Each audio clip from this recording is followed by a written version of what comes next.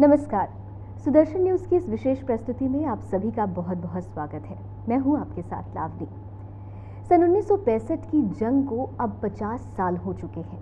इस जंग को हमने जीता और इस जीत का श्रेय गया उस शख्सियत को जिसके लिए सिंपल लिविंग हाई थिंकिंग की पंक्तियां पूरी तरीके से फिट बैठती है। बिल्कुल सही समझ रहे हैं आप। मैं बात कर रही हूं तत्कालीन प्रधानमंत्री लाल बहादुर शास्त्री जी की। शास्त्री जी का व्यक्तित्व ऐसा था जिससे बहुत कुछ सीखा जा सकता है। एक ऐसा व्यक्तित्व जो देश के सर्वोच्च पद पर पहुंचने के बावजूद भी सादगी से भरा हुआ था। आज उनके कुछ अनछुए पहलुओं को समझने और जानने के लिए मेरे साथ एक खास शख्सियत मौजूद है, उनके खुद के सबसे छोटे पुत्र सुनील शास्त्री जी। सुनील जी, बहुत बहुत स्वागत है आपका सुदर्शन न्यूज़ में। और 50 साल पूरे हो गए 1965 की जंग को, और आज भी हम बड़ी गर्व के साथ कहते हैं कि उस जीत में जो योगदान दिया वो लाल बहादुर जी ने दिया। 1965 के समय आप बहुत छोटे रहे होंगे, लेकिन कुछ खास बातें अगर आपके जहन में आए। और मैं उस समय 16 वर्ष का था और मैं समझता हूँ कि जिस तरह से बाबूजी ने, शास्त्री जी ने, हम लोग उनको बाबूजी बुलाते थे, तो जिस तरह से उन्होंने उस समय देश का नेतृत्व किया, और देश का नेतृत्व मतलब जहाँ एक तरफ उन्होंने देश की जनता को उत्साहित किया कि हमारी लड़ाई है, उसमें साथ दीजिए, हमारा सहयोग दीजिए, वहीं दूसरी ओर उन्होंने आपका ये जवानों को भी, हमारे आर्मी को भी, सबको उन्होंने एक बहुत बड़ा एक योगदान दिया, उनको मोटिवेट किया, उनको आगे बढ़ाया। और तभी उनका वो प्रसिद्ध नारा जय जवान जय किसान हमारे सामने आया, देश के सामने आया।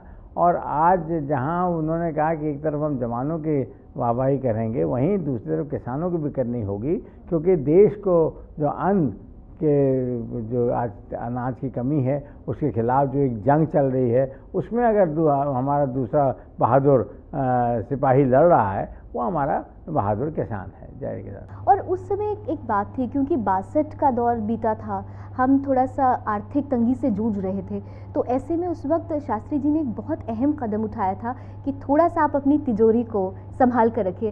तो मैंने पढ़ा है एक जगह कि उस वक्त उन्होंने कहा, आप लोगों को भी कहा कि खुद का काम स्वयं करिए, कपड़े को धोने खुद से शुरू कर दिए, और भी किस तरीके की और चीज़ें उस वक्त उन्होंने आप लोगों को समझाई।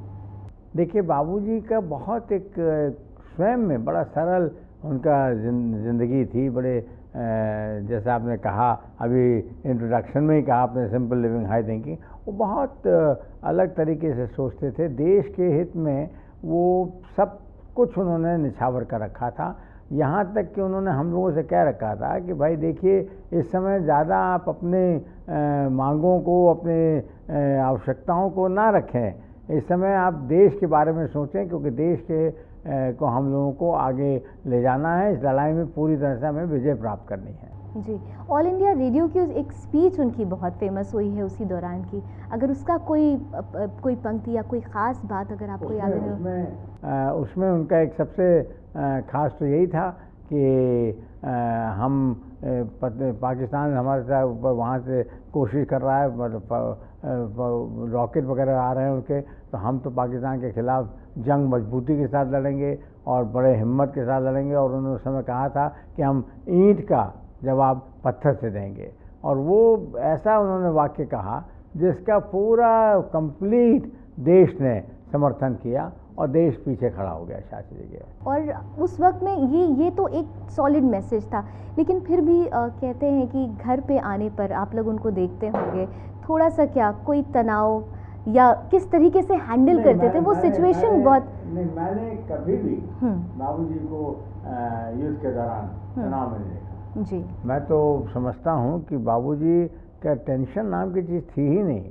वो तो इतने क्या कहूँ मैं उसको, कैसे ब्रेव और इतने दृढ़ संकल्पी, मतलब उनको कहीं से भी उनके मन में ऐसा आता ही नहीं था कि हम लोगों को लगे कि भाई कहीं टेंशन में है, कुछ है ना। वो पूरी तरह से उनका ये था कि हम कैसे देश को जिताएं। और उन्होंने अपने जवानों से भी यही कहा। जब वहाँ मुझे याद है, हमको भी एक बार ले गए थे, तो जवानों को वहाँ पर उन्होंने संबोधित किया सीमाओं पर, और वहाँ पे भी यही कहा कि हम सब, पूरा देश आपके पीछे खड़ा है, आपके लिए बिल्कुल विजय प्राप्त करनी है, हम आपके साथ हैं। और तब उन्होंने तो बड़ा एक उनके अंदर हिम्मत था, हौसला था। और मुझे याद है वो घटना जब उन्होंने मुझे सुबह सुबह 4 बजे उठाया और कहा आप जल्दी से तैयार हो जाइए, हमारे साथ चलना है। तो मुझे याद है कि मैं जब उठा तो हमने कहा ठीक है, हम तैयार हो गए, हम चलने लगे। जब चलने लगे उनके साथ तो गाड़ी हमारी पालम एयरपोर्ट जा रही थी। तो मैंने कहा तो बाबूजी हम लोग एयरपोर्ट जा रहे हैं, क्या बाहर चल रहे हैं? मैं तो कोई सामान कपड़ा वपड़ा रखा नहीं। तो कहा नहीं नहीं, हम लोग शाम तक आ जाएंगे, चलिए अब चुपचाप रहिए, आइए चले। और जब मैं गया वहाँ पहुँचा तो वहाँ पे प्लेन में जनरल्स वगैरह सब थे और हम लोग यहाँ से उड़े दिल्ली से। तब तक मुझे नहीं मालूम था कहाँ ले जा रहे हैं। और फिर वहाँ हम लोग हल्द्वारा एयरबेस पे उतरे, वहाँ लैंड किया, फिर वहाँ से हम लोग आगे बढ़े और जवानों के साथ फिर इच्छू की कैनाल तक हम लोग पहुँचे, जहाँ पे हम लोग जीत चुके थे उस हिस्सा। बरकी पे हमारा तिरंगा, बरकी पोस्ट जो था वहाँ पे तिरंगा झंडा हमारा फहरा रहा था। तो मतलब मैं तो बड़ा एक्साइटेड था, एक कितनी कम उम्र में मैं वहाँ अपने तिरंगे झंडे को देख रहा हूँ। और उसके बाद मुझे बताया जा रहा है कि लाहौर रेडियो स्टेशन पूरे कब्जे में है हमारे। शायद इसी उनकी जो क्वालिटी है, जैसे कि एक ब्रेव थे वो लेकिन सादगी भरे थे, एक बहुत बड़े पद पे थे लेकिन सादगी भरे थे, एक गुदड़ी के लाल कहा जाता है उनको खास तौर से। तो ये शब्द आखिर कहाँ से, किस तरीके से उनको जब ये शब्द मिला, आप लोग किस तरीके से इसको परिभाषित करते हैं? कोई बहुत खास बात, क्योंकि अक्सर होता है बच्चों में। देखिए जब उन्होंने प्रधानमंत्री के रूप में, अगर प्रधानमंत्री कमरे से निकलता है और सारी लाइटों को बंद करता है तो कितनी छोटी सी चीज़ है। वो तो निकलेंगे तो कोई दूसरा बंद कर सकता है या जलती रहेगी तो बाद में, लेकिन निकलते हुए उन्होंने बंद किया लाइटों को, हमेशा करते थे। और यही नहीं, चल रहे हैं गैलरी में, कॉरिडोर में निकल रहे हैं तो कहीं वहाँ पे कागज़ का टुकड़ा पड़ा है, पेन पड़ा है, कुछ तो झुक कर उसको उठा लेते थे और दे दे। फिर यही नहीं, एक और चीज़ जो मैंने देखी उनकी, वो देखी मैंने बड़े करीब से देखा कि जितने चिट्ठियाँ आती थीं उसके वो लिफाफे रख लेते थे और लिफाफों को काट के उसको रफ के लिए डिक्टेट करना हो, कुछ कहना हो तो अपने पीए के लिए उसको नोटबुक टाइप का बना लेते थे। Nothing, no wastage, everything he said belongs to the nation and we should utilize it till the last। ये तो एक बहुत अच्छा मैसेज है, जो लोग वेस्ट करते हैं चीज़ों को उनके लिए भी एक बहुत बड़ा मैसेज है।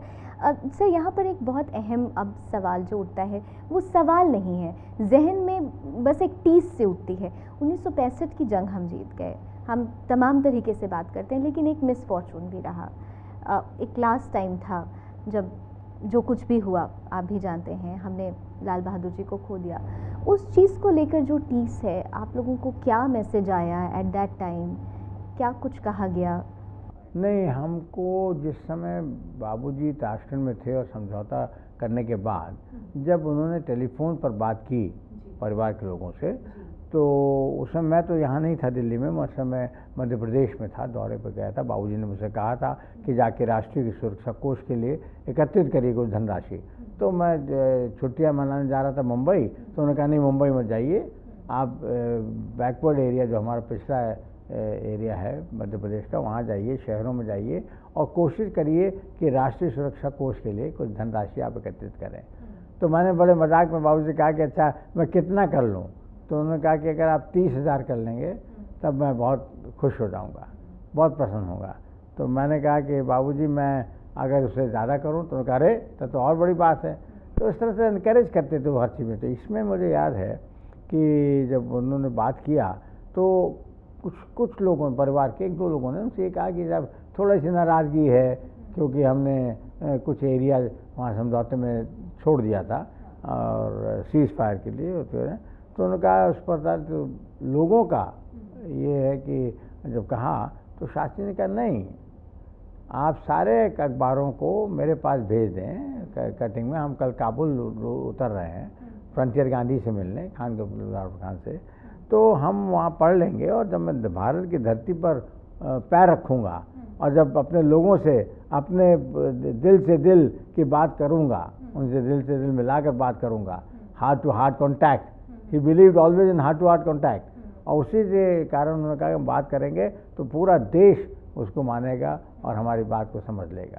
लेकिन अब ये कहना भी बड़ा सही नहीं होगा कि क्या था उसके पीछे रहस्य, लेकिन जिस तरह से उनके शरीर को देखा हम लोगों ने, जो बातें और लोगों ने बताई, फिर कुछ उनकी डायरी नहीं मिल रही है। आपकी मदर की भी एक डायरी जो बुक में हो गया, अम्मा ने लिखी है वो डायरी, उन्होंने कहा कि मदर ने तो उस समय जो तत्कालीन एक्टिंग प्राइम मिनिस्टर थे गुलजारीलाल नंदा जी, उनसे तो कहा ही था कि शास्त्री जी के पोस्टमार्टम नहीं हुआ है तो आप करवाइए ना।